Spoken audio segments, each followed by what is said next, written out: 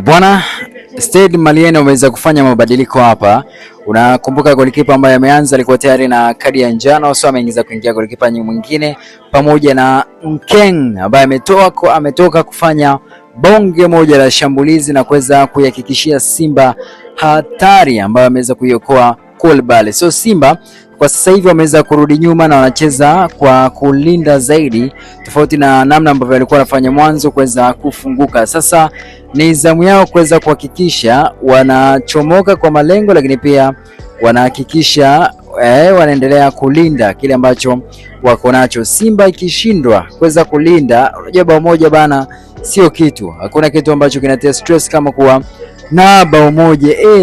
Selemani Mwalimu naye pia amekosa goli hapa, japo ilikuwa ni offside. So ameweza kuingia huyo jamaa na kuweza kufanya bonge moja la shambulizi. Kitu ambacho Simba wanapaswa kukiongeza kwa wakati huu ni pamoja na kuhakikisha wanapata ushindi, lakini pia wanalinda kile ambacho wako nacho kwenye kipindi hichi cha pili. Mashambulizi yamehamia kwao na wanacheza nusu uwanja, nikimaanisha Simba wanacheza kwa kujilinda zaidi na hawafunguki tena kama ambavyo walikuwa wanafunguka kwenye kipindi cha kwanza. So shughuli ni kubwa, na kwenye safu ya ulinzi wanapaswa kuweza kuongeza umakini na kupunguza makosa ya mara kwa mara, kwa kuwa tayari kwenye dimba la kati wameweza kuonyesha ni kwa namna gani wamekuwa bora, lakini pia wameonyesha ni kwa namna gani ambavyo Kagoma pamoja na wenzake wamekuwa wanakata umeme na kuhakikisha Stade Malien hawapitii katikati, bali wanahakikisha wanavuka kwa mipira mirefu. Ngoja tuone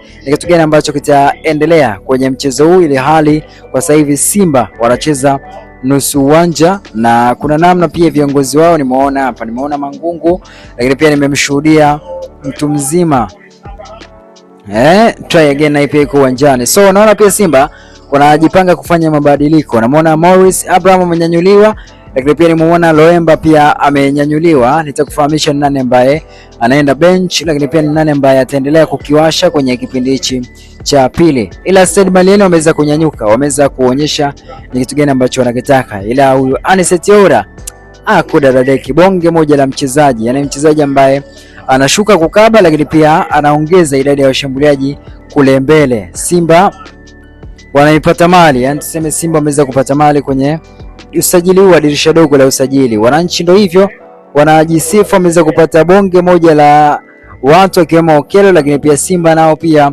wameweza kupata mali. Anicet Oura, tusubiri tuone ni kitu gani ambacho ataendelea kukionyesha uwanjani, lakini Simba katika msimu huu hakika wameweza kupata wachezaji ambao wameonyesha ni kwa namna gani ambavyo wana morali, lakini pia wachezaji ambao wanataka jambo lao liweze kukamilika uwanjani. So Simba 1 Stade Malien 0, dakika 68 kwa sekunde zake 44. Mabadiliko huenda kafanyika na nitakufahamisha ni nani ambaye anatoka na nani pia ambaye anaingia kwenye kipindi hichi cha pili, ambapo nimemwona Morris Abraham akiwa amenyanyuliwa na Selemani Mwalimu pamoja na Selemani Matola ndio ameweza kuwanyanyua. Selemani Matola anaendelea kuonyesha ni kwa namna gani ambavyo anashirikiana na benchi la ufundi. So mabadiliko, anatoka jezi namba 8 anaingia jezi namba 10. Jezi namba 8 ni Alassane Kante, anatoka anaingia Ino Loemba. Lakini pia kwa upande wa Morris Abraham anatoka nani? Anatoka Eli Mpanzu Kibisawala na kuweza kumuingiza Morris Abraham, kuonyesha kwanza ni kwa namna gani ambavyo Simba wanajua kitu gani ambacho wanakitaka. Morris Abraham anaingia, anatoka Ino Loemba. Naona Chama pia anampa maelekezo Loemba, anamwambia double pivot tunazicheza hivi. Mpanzu ndio hivyo tena. Mechi imemalizika, naona kocha anamfuata. Itakuwa kuna jambo ambalo anataka kwenda kutetea naye.